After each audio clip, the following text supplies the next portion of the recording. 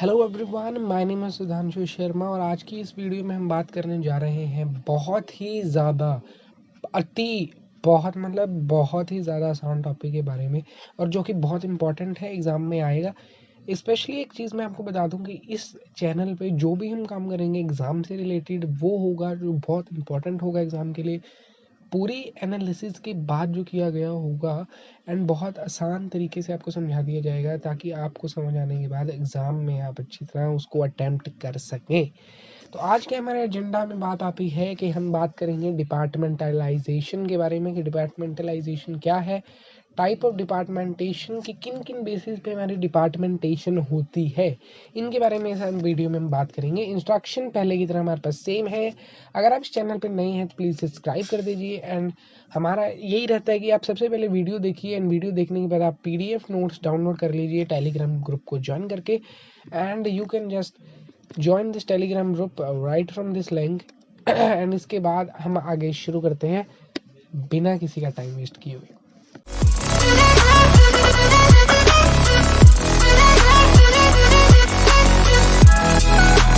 Departmentalisation क्या है? देखो, ये बिल्कुल ही आसान चीज़ है, इसको कोई धक्का देने की ज़रूरत नहीं है। अपने आप में लिखने के लिए आपको कंटेंट भरपूर मिल जाएगा, पर आप जब खुद देखेंगे ना कि लिखने के कंटेंट में लिखने लायक कुछ है ही नहीं, क्योंकि आपको समझ सब कुछ आ गया, तो वो जितने सारे पेज वो होंगे वो आपके लिए व्यर्थ हैं, क्योंकि आपको एक एक चीज़ पहले से ही समझ आ चुकी है। ठीक है जी, तो हम देखते हैं क्या असली में है क्या ये डिपार्टमेंटाइजेशन। देखो, जैसे आप कहीं भी जाते हो, किसी भी ऑर्गेनाइजेशन में आपने देखा है तो हर एक ऑर्गेनाइजेशन के अपने अपने डिपार्टमेंट होते हैं ना भाई। फाइनेंस का डिपार्टमेंट हो गया, प्रोडक्ट का डिपार्टमेंट हो गया, ये वाला डिपार्टमेंट हो गया, मार्केटिंग का हो गया, सेल्स का हो गया, फाइनेंस का हो गया, ये सारे डिपार्टमेंट होते हैं ना। तो वैसे ही डिपार्टमेंट है, बस थोड़ी हम डेप्थ में देखेंगे कि बहुत सारे अलग अलग टाइप के भी होते हैं। हमें पता है, हमने देखा है, पर हमारे ध्यान में नहीं रहता। आज वो बस ध्यान में लेके आना है, इतना आसान है। मैनेजमेंट के सब्जेक्ट की बातचीत ही ऐसी है कि हमें इतना अच्छा चीज़ें समझने को मिलती हैं जो कि हम जानते थे पर हमें पता नहीं था। ठीक है जी, तो हम डेफिनेशन की तरफ देखते हैं कि डेफिनेशन क्या है इसकी। Dividing work on the basis of specialization is known as departmentation. ठीक है जी, स्पेशलाइजेशन के रूप में, मतलब स्पेशलाइजेशन के बेसिस पे हमने किसी चीज़ को डिवाइड कर दिया, उसको हम डिपार्टमेंटलाइजेशन कहते हैं। It means the dividing of large organization into smaller units. आपको समझ बिल्कुल क्लियर आ गया होगा, इसमें कोई दिक्कत की वाली बात नहीं है। किसी किसी की स्पेशलाइजेशन के बेस पे हमने डिपार्टमेंट को डिवाइड कर दिया, उसको हम डिपार्टमेंटेशन कहते हैं। डेफिनेशन कभी भी लिखें, कोई भी टॉपिक लिखें, कोई भी आंसर लिखें, सबसे पहले डेफिनेशन ही आती है, हमेशा याद रखिएगा। ऐसी छोटी मोटी टिप्स आपको टॉपर्स लेवल की मिलती रहेगी कि आपको किस तरीके से क्या लिखना चाहिए। ठीक है जी, आगे चलते हैं। Department is divided on the basis of following 6 parameters. Basically जो हमने इस वीडियो में पढ़ना है वो इन्हीं 6 पैरामीटर्स के इर्द गिर्द है। आपको बहुत मज़ेदार वीडियो लगने की। आप बेड पे बैठे हो, रजाई में लेटे हो, कच्छे में लेटे हो, जैसे मर्जी आप लेटे हो, इसको सुन लो, समझ आ जाएगा। एक ना एक चीज़ एक एक प्रॉपर समझ आ जाएगा। ठीक है जी, सबसे पहले हमारे पास डिफरेंस आते हैं फंक्शनल डिपार्टमेंटेशन के ऊपर। तो फंक्शनल डिपार्टमेंटेशन होती है, आपका डिपार्टमेंटेशन होती है किसी ऑर्गेनाइजेशन के, तो उनके फंक्शन पे होती है। दूसरी होती है प्रोडक्ट वाइज, प्रोडक्ट के बेसिस पे, टेरिटरी वाइज, जगहों के बेसिस के। चौथी होती है हमारी प्रोसेस वाइज, कस्टमर वाइज डिपार्टमेंटेशन। फिर कस्टमर वाइज डिपार्टमेंट सोचते कस्टमर के बेसिस पे कि अलग अलग डिफरेंट कस्टमर्स हैं बेसिक कंपनी में। उसके बाद हमारे पास आती है टाइम वाइज डिपार्टमेंटेशन। तो ये थे सारे बेसिस जिस पे हमारे डिपार्टमेंट डिवाइड होते हैं, हमारी ऑर्गेनाइजेशन डिवाइड होती है। ये सारे बेसिस थे, functional, product, territory, process, customer, time wise departmentation, ये सब कुछ।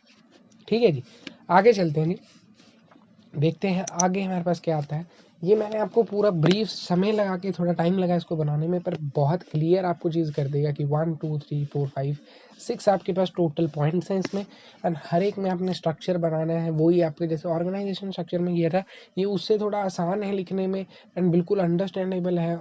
बेसिस है इसमें सारा। देखो, फंक्शनल डिपार्टमेंटेशन होती है on the function of basis और फंक्शन। कैसे फंक्शन परफॉर्म करता है एक बंदा, जैसे एक कंपनी है हमारे पास, फंक्शनल डिपार्टमेंटेशन का हमारे पास ये आ जाता है। ठीक है जी, फंक्शनल डिपार्टमेंटेशन में बोर्ड ऑफ डायरेक्टर सबसे ऊपर, मैनेजिंग डायरेक्टर उनके नीचे। हम अभी यहाँ पे दे रहे हैं एक एग्जांपल नॉर्मल कंपनी का, एक एग्जांपल ले रहे हैं कोई भी कंपनी, उसके अंदर बहुत सारे फंक्शन होंगे। प्रोडक्शन का अपना फंक्शन, प्रोडक्शन करेगी एक सेल्स का, फाइनेंस का, इन सब के फंक्शन अलग है। तो उनके फंक्शन के मतलब अलग अलग डिपार्टमेंट है, अलग डिपार्टमेंट के अलग अलग फंक्शन है। सेल्स वाले सेल्स का काम संभालेंगे, फाइनेंस वाले फाइनेंस का काम संभालेंगे। इसका मतलब ये है, सिंपल इतना सही है, कुछ नहीं है इसमें और समझने वाला, सिर्फ इतना सही है। ठीक है जी, आपको समझ आ गया। ऐसे ही आप अपने यहाँ पर बोलते रहेंगे। इसके बाद प्रोडक्ट है, on the basis of product, कैसे कैसे आप प्रोडक्ट जनरेट कर रहे हैं अपनी कंपनी में, तो ये यहाँ पे डिफर करता है। अब यहाँ पे हम प्रोडक्ट वाइज क्या लेते हैं, अब इस एग्जांपल में हम एग्जांपल लेंगे टाटा की कंपनी का। ठीक है जी, टाटा की हमारे पास कंपनी है जो कि अभी हमारी गाड़ी यहाँ पे करती है। सेम ऐसी हिरार्की है इसमें, प्रोडक्शन डिपार्टमेंट, सेल्स डिपार्टमेंट, पर यहाँ पे अनदर फर्दर डिपार्टमेंटेशन हो चुकी है। यहाँ पे हमारे पास आ जाते हैं भाई, प्रोडक्ट है ना, तो कार एक अलग प्रोडक्ट है, बस एक अलग प्रोडक्ट है, ट्रक अलग प्रोडक्ट है, टू व्हीलर अलग प्रोडक्ट है। और इस टाइप की डिपार्टमेंटेशन का फ़ायदा क्या होता है कि हमें आपस में कंपटीशन पता चल जाते हैं, भाई हमारे कौन से डिपार्टमेंट की चीज़ें ज़्यादा चल रही हैं, on the basis of which किसी पे हमने, जैसे कार ज़्यादा चल रही है तो कार पे हम ज़्यादा इन्वेस्ट कर सकते हैं, और कोई चीज़ नहीं चल रही तो उस ऑर्गेनाइजेशन को या उस पर्टिकुलर डिपार्टमेंट को हम बंद कर सकते हैं।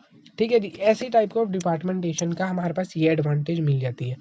इससे एक चीज़ मैं आपको और बताना चाहता हूँ कि जब भी एग्जामिनेशन में आपको ये क्वेश्चन आता है तो आपका फॉर्मेट रहेगा कुछ ऐसा कि आपने सारी हेडिंग लिखनी है। ठीक है जी, उसका स्ट्रक्चर बनाना है, एंड हर एक के साथ आपने डिसएडवांटेज एडवांटेज लिखनी है। पर इसमें आपको मैनेज चीज़ ये करनी है, अगर 10 नंबर में आता है तब आपको ऐसा कुछ लिखना है, अगर 6 में आता है तो कोई नहीं, आपको एक स्ट्रक्चर बनाना है, 2 लाइनें लिखनी है। 10 में आता है तो हेडिंग और जोड़ दीजिए एडवांटेज डिसएडवांटेज की, और जितनी आपको याद रहती है वो लिखें। तो इसकी अगर मैं फंक्शनल डिपार्टमेंटेशन की करूँ कि भाई सबका अलग अलग हो जाता है, सबका हम अच्छी तरह मैनेज कर सकते हैं, each and everything, paper work आसान हो जाएगा, हर एक का अलग है तो मैनेज करना ज़्यादा आसान है, डिपार्टमेंट में बढ़ जाएंगे तो।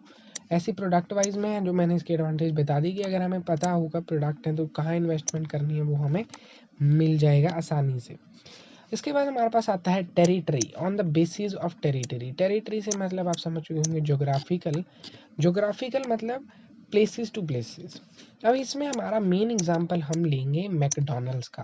तो मैकडॉनल्ड्स का एग्जांपल यहाँ पे मैकडी यहाँ पे लिख दिया गया है, सेम वही हायरार्की आपके पास है, board of director, managing director. पर यहाँ पे मैकडी के जैसे हमें पता है दिल्ली, चंडीगढ़, पंजाब, लुधियाना, जहाँ मर्जी जाए all over India McD, all over world McD चलता है। Western zone, north zone, south zone, eastern zone, अलग अलग के जोन बने हुए हैं, मैकडी हर जगह मिलता है। तो ये कोई समझाने वाली बात नहीं है। इसकी एक डिसएडवांटेज बता दूं, एडवांटेज तो ये है कि अलग अलग है, फैला हुआ है, अच्छी तरह हम कंज्यूमर कस्टमर को ज़्यादा अच्छी तरह प्रोवाइड कर सकते हैं फैसिलिटी उनके आसपास। पर डिसएडवांटेज आपको यहाँ पे ये मिल जाएगी कि जो डिसएडवांटेज है कि आपस में देखा आपने कभी भाई, जैसे दिल्ली की है या आपकी दिल्ली या चंडीगढ़ की कोई ब्रांच है, एंड उसका हेडक्वार्टर दिल्ली में है, एंड 2 ब्रांच है, एक चंडीगढ़ में एक पंचकुला में है। तो कई बार ऐसा होता है कि चंडीगढ़ और पंचकुला वाले, पंचकुला की जो ब्रांच है तो उनके आपस में झगड़े होने लग जाते हैं, कुछ ऐसी सर्कमस्टांसेस होती हैं कि आपस में लड़ने लग जाते हैं, तो ये हमारे पास डिसएडवांटेज यहाँ पे मिल जाती है। उसके बाद हमारे पास आता है process, on the basis of process. इसमें हमारा मेन एग्जांपल रहेगा क्लोथिंग कंपनी का। तो क्लोथिंग कंपनी के बारे में अगर मैं बात करूं तो यहाँ पे क्लोथिंग कंपनी लेते हैं। ठीक है जी, तो सेल्स मैनेजर ऐसे ऐसे आपके पास थी, एक जनरल मैनेजर आता है, तो क्लोथिंग है तो उनके बेसिस पे डिपार्टमेंट अलग बन गई। यहाँ प्रोसेसिंग होगी, यहाँ पे स्पिनिंग होगी, यहाँ डाइंग होगी, डाइंग के बाद ब्लीचिंग होगी, वीविंग होगी, प्रिंटिंग होगी, और उसके बाद आप ट्रांसपोर्टेशन को दे देंगे, चले जाएगा। ये बिल्कुल सेल्फ अंडरस्टैंडिंग है, मुझे समझाने की ज़रूरत नहीं है। हाँ, मुझे इतना पता है कि इसको बनाने में बहुत टाइम लगा है, पर मुझे पता है कि इसको टाइम जितना लगा पर आपका टाइम बिल्कुल कम लगा, आपने same as it is perfectly अपने पेपर में बना के आनी है, इससे आपकी अंडरस्टैंडिंग पूरी हो चुकी है। ऐसे ही आपने टीचर को पेपर में समझा के आना है, यू गॉट फुल मार्क्स। ठीक है जी, आगे हम चलते हैं। इसके बाद आता है हमारा customer, customer on the basis of customer. तो कस्टमर के बेसिस पे भी हमारे पास डिपार्टमेंटेशन होती है कि लाइक फाइनेंस का था, ऐसे था प्रोडक्शन का, सेल्स में कस्टमर्स की बात आ जाती है क्योंकि डील करते हैं कस्टमर से। तो अगर आपने देखा होगा तो बहुत सारे टाइप की दुकान होती है, जैसे होलसेल होती है, रिटेल होती है तो सबके अपने अपने कस्टमर होते हैं। होलसेल दुकान लाया तो रिटेल वाले उसके कस्टमर हो गए, फैक्ट्री वाले हैं तो होलसेल उसके कस्टमर हो गए। तो ऐसे सेल्स वालों के पास डीलर्स अलग आते हैं, मैन्युफैक्चरर्स अलग आते हैं, फॉरेन बायर्स होंगे, एक बिल्कुल पब्लिक के लिए। तो हर एक कस्टमर के लिए अपनी अपनी उनको देखनी पड़ेगी। हर एक कस्टमर के लिए ये है कि भाई हर एक का मेथड ऑफ क्वांटिटी अलग होगी, ठीक है जी। उनकी रिक्वायरमेंट अलग होगी, उनको उस हिसाब से लेना होगा, ठीक है जी। तो ये सारी चीज़ें आप होप कि आप समझ रहे होगे। डीलर है सबसे ज़्यादा लेगा, मैन्युफैक्चर तो मैन्युफैक्चर ही कर रहा है फॉरेन बायर्स बाहर जाने के लिए। तो हर एक चीज़ को मैनेज करने के लिए अलग अलग डाटा चाहिए उनको, मैनेज डाटा को रिकॉर्ड रखने के लिए अलग अलग चीज़ें चाहिए। तो ये सारी चीज़ों के लिए अलग अलग हमारे पास डिपार्टमेंट बन जाते हैं। इसके एडवांटेज की बात मैं ये कहूँ तो अच्छी बात है, अलग अलग कस्टमर के लिए तो अलग अलग सेटिस्फाई नीड होगी उनकी।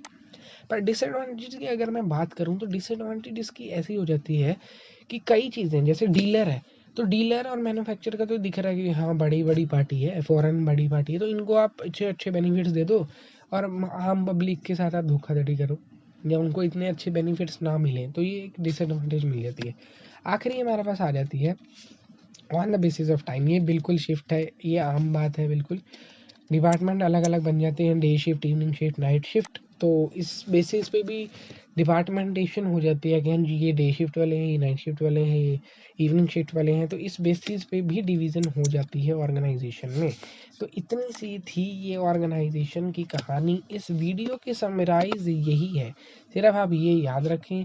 पेपर का लिखने के लिए मैंने आपको बता दिया, हेडिंग लिखे, उसके अंदर उसके ब्रीफ लिख दें और उसके साथ स्ट्रक्चर बना दें जो ये एक सारे मैंने यहाँ पे बनाए हुए हैं। इतना बहुत है। इंपॉर्टेंट क्वेश्चन है, बहुत बार एग्जाम में रिपीट हुआ है, आसान है। तो बेटर यही है आप इसको करें, अच्छी तरह समझें, and each and everything will be clear right now.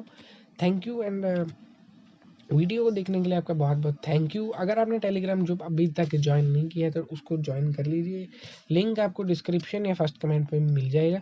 And पीएसबीटी अभी हम पीएसबीटी का सारा सेमेस्टर 5th की वीडियोस कर रहे हैं, यहाँ पे पूरा सिलेबस करेंगे। अभी हम बेसिक मैनेजमेंट का सब्जेक्ट कर रहे हैं, आने वाले टाइम पे बहुत सारे सब्जेक्ट करने हैं।